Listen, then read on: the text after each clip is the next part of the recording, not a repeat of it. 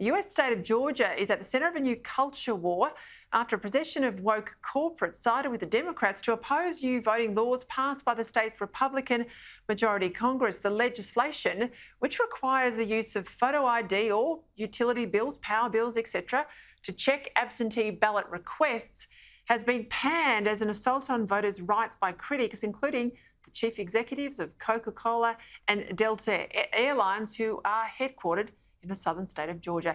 Even the Major League Baseball moved an all-star game from Atlanta in protest. Let's have some not so common sense on this and more, and I'm joined now to do that from Newcastle by the leader of One Nation in New South Wales, the great Mark Latham. Well, I tell you what, the editor of the Wall Street Journal, editor-at-large, Gerard Baker, has written a blistering column on this whole saga, Mark. He says, and I quote, "The rush by corporate leaders to denounce Georgia's new voting law will rank in infamy as one of the most cowardly, cynical and socially destructive moves in modern American history." Doesn't miss. Your reaction?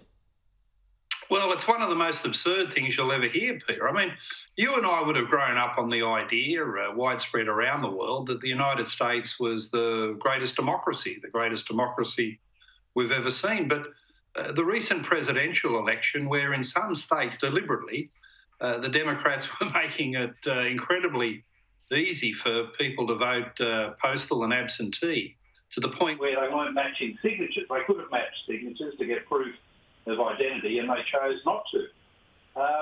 It just really confirms that American democracy is in deep trouble. They had this wonderful reputation. Yeah, well, we've got the same issues here. I mean, the Electoral Matters, JSCM, the committee, you'll know it well.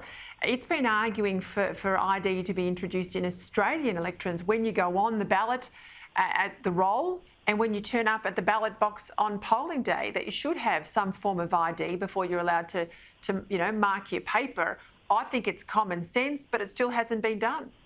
Well, these were postal votes, write-in ballots, where people would apply a signature, but it wasn't checked against the signature they had in their electoral enrolment.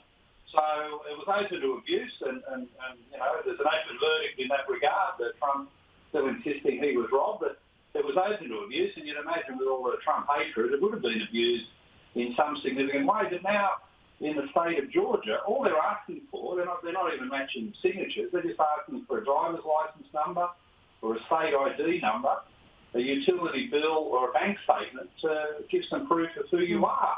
And the woke corporates, I mean, how ridiculous. This guy, Ed Bastian, the head of Delta Airlines, would be saying that these measures, these common sense measures to protect the democratic integrity of the vote, don't accord with the values of the company.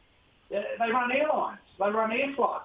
How would their values have anything to do with how you run an election with some amount of integrity? So not only are these corporations way beyond their remit, the sort of delusions of grandeur that somehow an airline now has a value set that relates to the conduct of an election. Same with the baseball mob that moved to a different state. Well, correct. And now they're saying... And the Gulf should leave Augusta, Georgia, after 90 years because, Georgia's such a stinking offensive state. I mean, but I go back to the point, you can get on the roll in Australia without ID. We've had recommendation after recommendation in JSCM reports for that to be changed. Again, another majority report, beg your pardon, coming out in December. It's sitting on the PM's desk and we still haven't had the changes here in Australia. So good on Georgia. But I'm sorry, Canberra needs to lift its game. Hey, yesterday it was the Murdoch media in trouble for the fact that Malcolm Turnbull was dumped as the climate czar in New South Wales. But apparently you were in his sights on ABC radio this morning. Let's have a listen. Oh, I heard Mark Latham on your program earlier saying he was going to Mount Pleasant. Now, he and Barilaro have both done the same thing. They are basically gaslighting the people of Muswellbrook. They're saying, and you had it just on the radio here, that there isn't an air quality problem, right? They're imagining it. They're manipulating the figures. I mean, it's extraordinary.